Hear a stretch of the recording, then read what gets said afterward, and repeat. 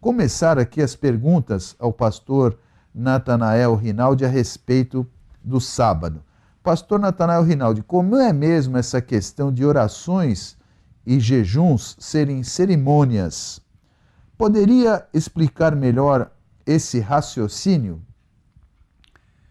Eu quero dizer que nos dias de Jesus havia muitos rituais, como orações, jejuns, esmolas, que os fariseus davam publicamente ou oravam nas esquinas, e que aquilo era apenas uma ostentação religiosa, e sofreu a crítica do Senhor Jesus Cristo. Então, repetindo, Jesus em seus ensinos criticou que os fariseus usavam orações, jejuns, esmolas, para ostentar um tipo de soberba religiosa. Por exemplo, em Mateus capítulo 6, versículo 5, Jesus declara: quando orares, não seja como os hipócritas, pois se comprazem em orar em pé nas sinagogas e às esquinas das ruas, para serem vistos pelos homens. Em verdade vos digo que já receberam o seu galardão. Quando jejuardes, versículo 16, não vos mostreis contristados como os hipócritas, porque desfiguram os seus rostos, para que aos homens pareça que jejuam. Em verdade vos digo que já receberam o seu galardão. Então aí está exemplo de condenação de Jesus ao exibicionismo religioso, sem valor diante de Deus. Muito bem. E em que sentido também, pastor, o Jesus Cristo disse que o sábado foi feito por causa do homem? Analisando à luz do termo na língua original para o homem, o termo grego anthropos, esse homem seria somente o judeu ou o homem universal? O sentido declarado por Jesus é contrário ao que ensinam os chamados sabatistas ou adventistas. Jesus não disse que o sábado era o dia do Senhor, mas que ele era o Senhor do sábado. Com isso, explicando que ele podia declarar quando ocorreria ou não a quebra do sábado. E por quê? Porque seus discípulos foram acusados de violar o sábado ao colherem espigas nesse dia de sábado. Está em Marcos capítulo 2, versículos 23 a 28. E aconteceu que, passando ele num sábado pelas searas, os seus discípulos, caminhando, começaram a colher espigas. E os fariseus lhe disseram: vês, por que fazem no sábado o que não é lícito?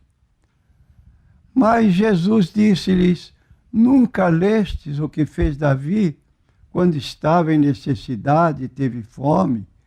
Ele e os que com ele estavam, como entrou na casa de Deus, no tempo de Abiatar, sumo sacerdote, e comeu os pães da proposição, dos quais não era lícito comer senão aos sacerdotes, dando também aos que com ele estavam?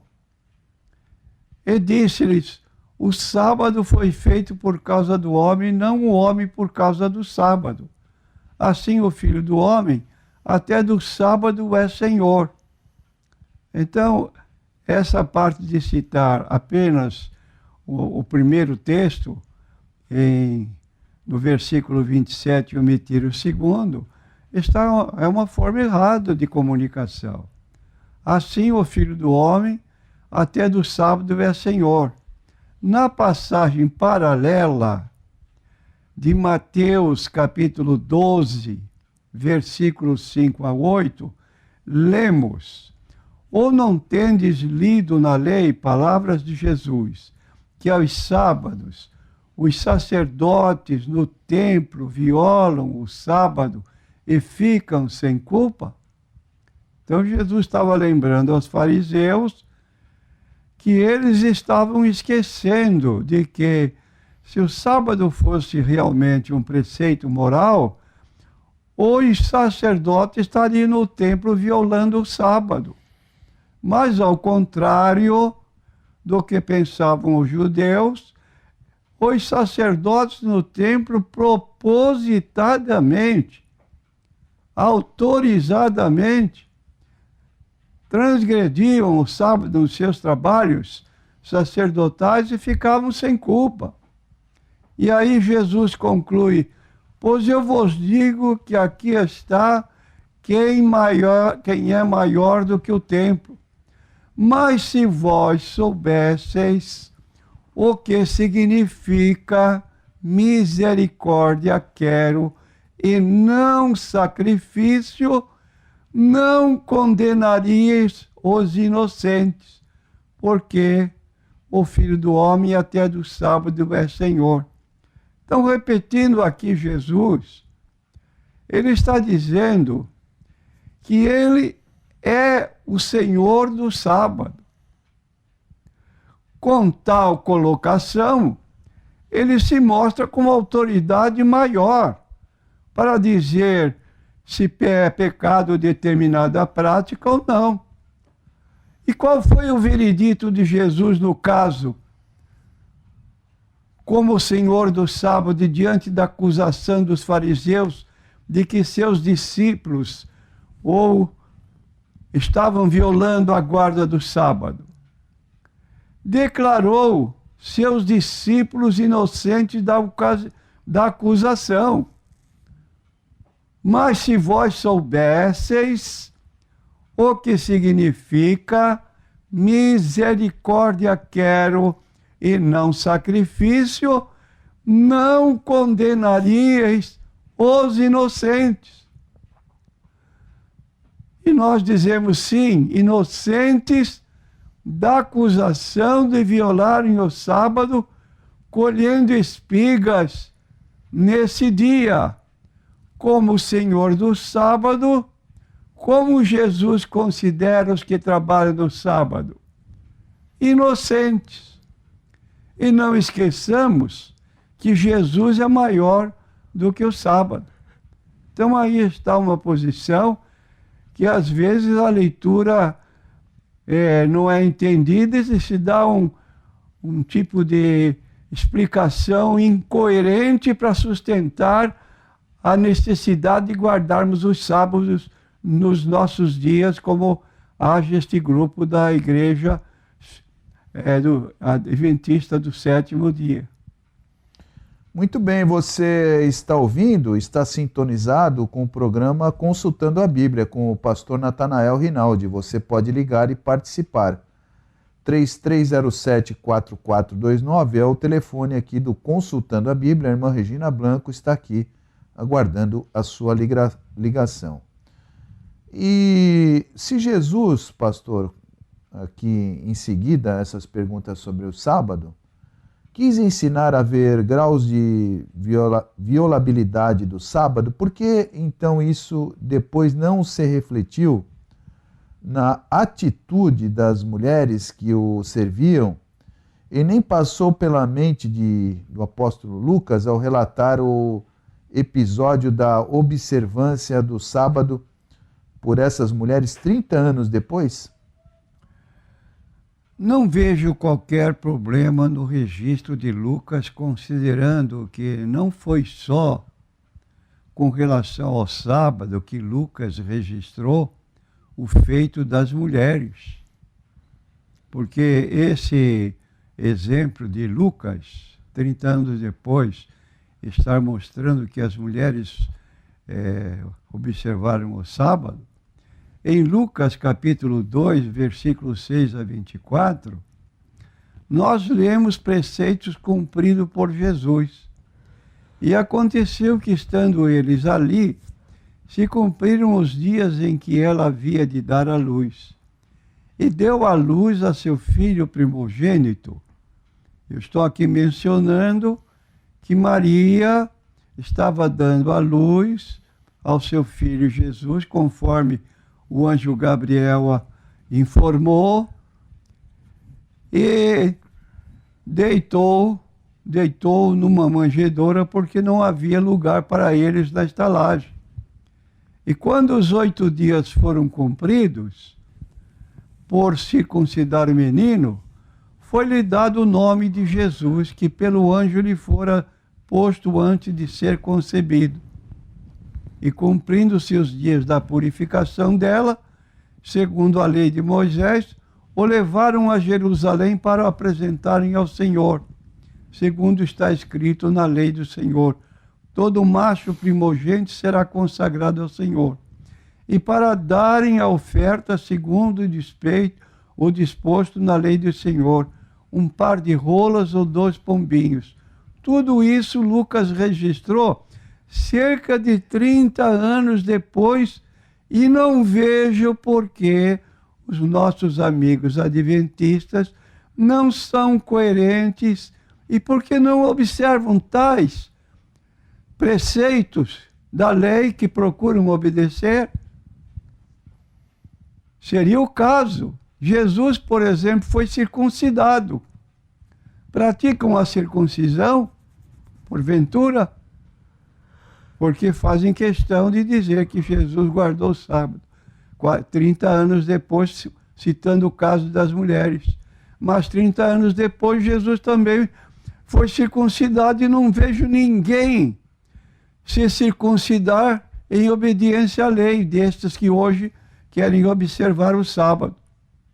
Então, como vemos, Lucas fez citação de vários preceitos da lei de Moisés.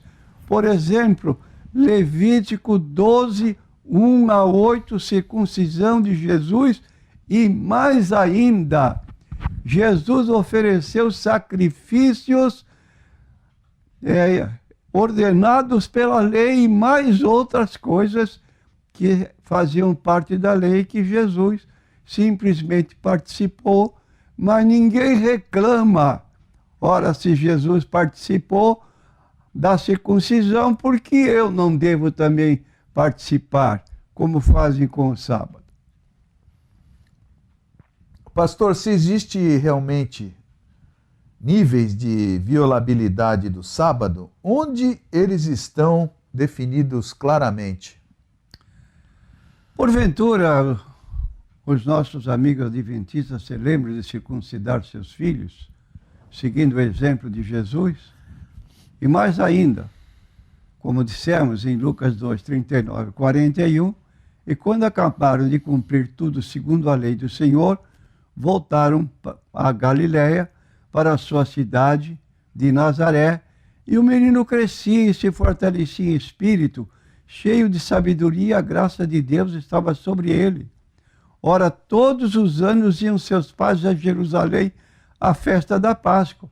Outro caso aqui que estamos mencionando, a guarda da Páscoa, que Jesus participou através dos seus pais, que iam todos os anos festejar a Páscoa, e Jesus ia com eles até os 12 anos, como lemos no livro de Lucas, no capítulo 2. Mas, até onde eu sei, hoje ninguém pratica a Páscoa quando nasce um filho, na mesma acepção de quando Jesus nasceu. Muito bem. Para quem valeriam tais regras de graus de violabilidade do sábado?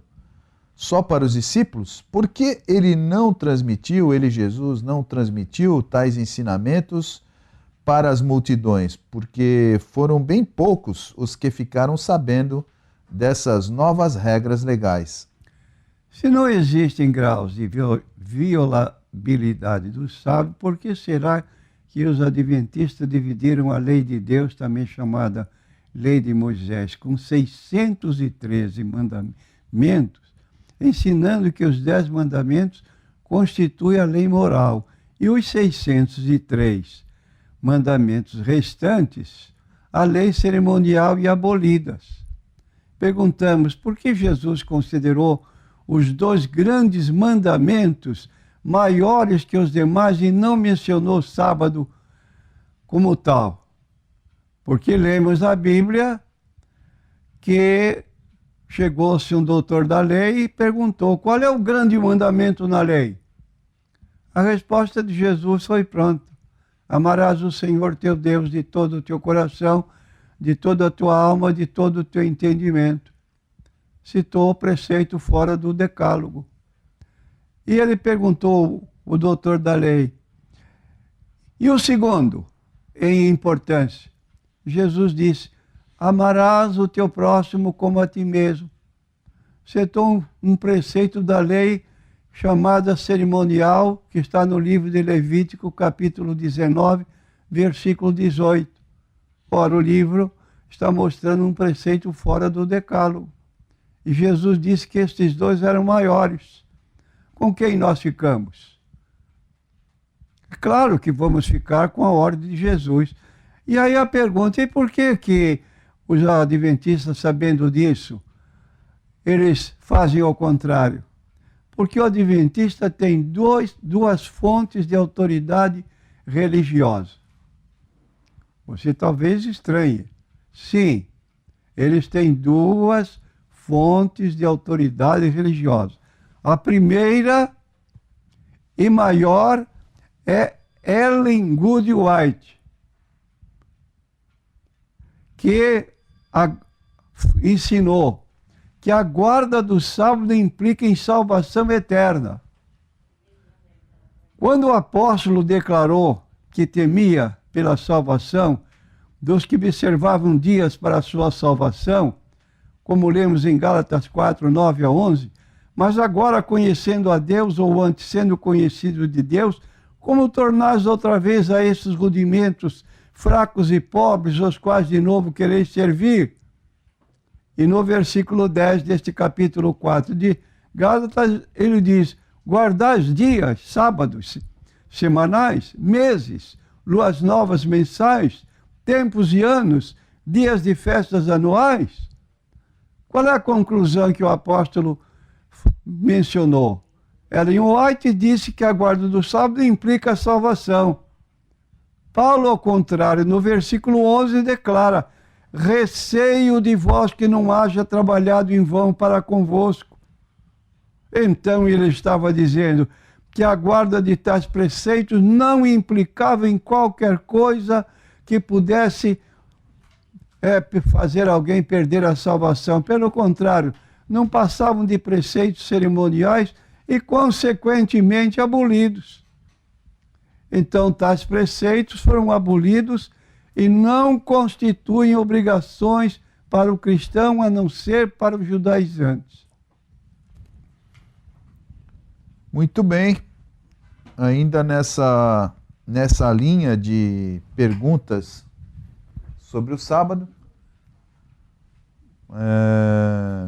temos aqui, na sequência, a seguinte pergunta: se havia essas regras de grau de violabilidade do sábado, por que Jesus recomendou ao povo para acatar tudo quanto os seus chefes religiosos ensinavam, que estivesse em harmonia com a lei divina, mas não praticando a religião de uma maneira hipócrita deles?